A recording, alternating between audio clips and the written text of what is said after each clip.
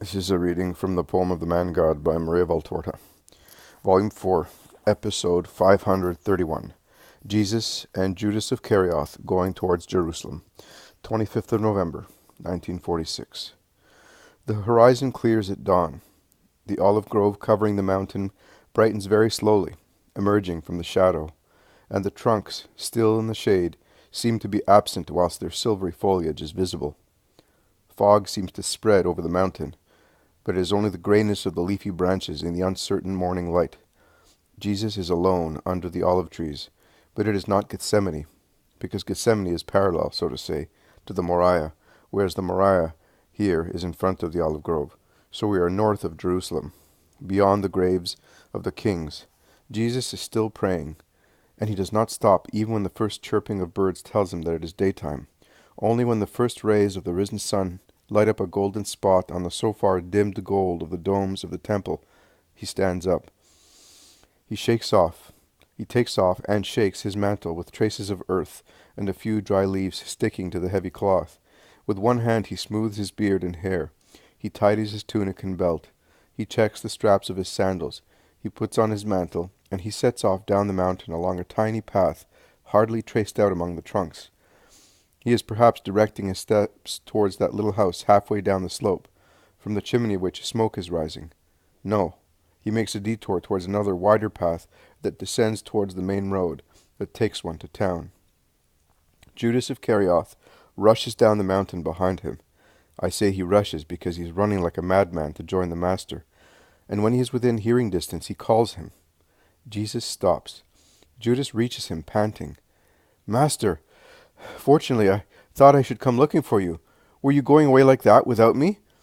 Yesterday evening you told me to wait for you in the house, because you would certainly come. Instead, did I not tell everybody that I would wait for you at Herod's gate at dawn? It is dawn, and I am going to Herod's gate." "Yes, but that was for the others. You and I were together." "Together?" Jesus is very serious.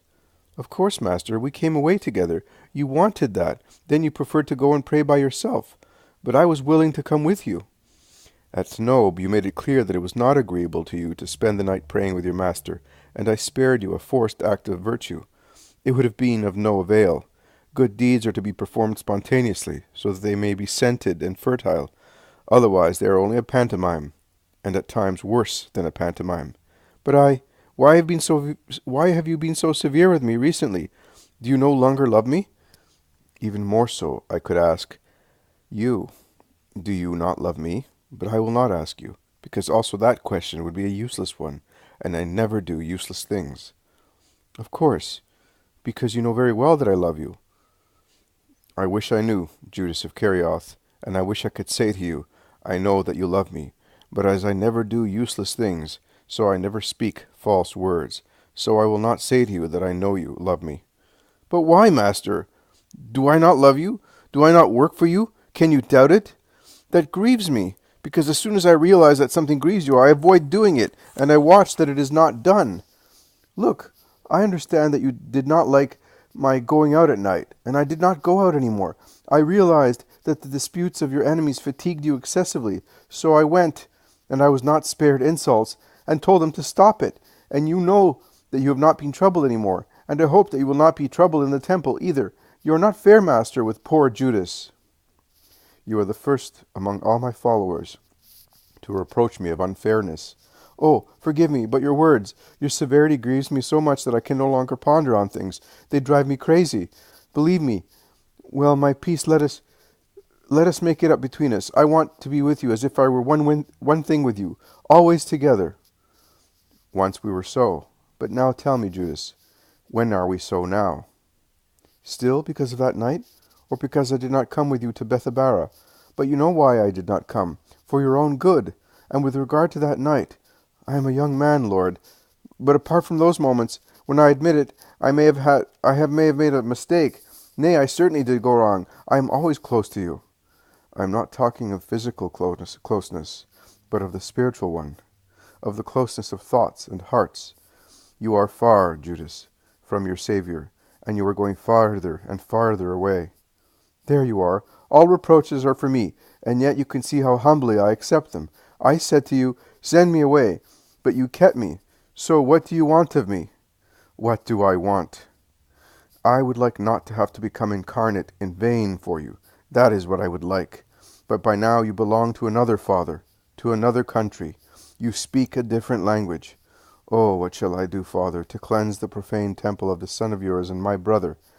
Jesus, who is very pale, weeps, speaking to his father. Judas becomes wan, too, and he moves aside a little in silence. Jesus overtakes him in a few steps, descending the hill, his head lowered, closed in his grief. Judas then makes a gesture of mockery, of threat, I would say, like a cruel oath behind the back of the innocent one. His face, so far masked by a hypocritical gloss of kindness and humility, becomes bony, hard, ugly, cruel, really demoniac. All the hatred, but not a human hatred, is in the fire of his dark eyes, and that fiery hatred is concentrated on Jesus' tall person. Then, shrugging his shoulders and striking his foot angrily, Judas ends his internal reasoning, and he sets out composedly, like one who has made a decision, past recall. The town walls are now close at hand. People are crowding at the gates, strangers, market gardeners, people from nearby villages. Among them, near the walls, are the 11 apostles who go to meet the Master as soon as they see him. Master, while we were waiting here, a man came looking for you. He said that Valeria begs you to go to the synagogue of the Roman freedmen to make sure that you go, because she will be there. All right, we shall go. Let us go to Joseph of Sepphoris first, because my mantle is not clean. Where did you sleep, Lord? Asks Peter. Nowhere, Peter. I prayed on the mountain. The ground was damp and muddy, as you can see. Why pray out in the open air, Lord? It may injure your health. The elements do not injure the Son of Man. The things of God are good. It is men that hate the man. Peter sighs. They go away towards the house of the Galilean, followed by the others.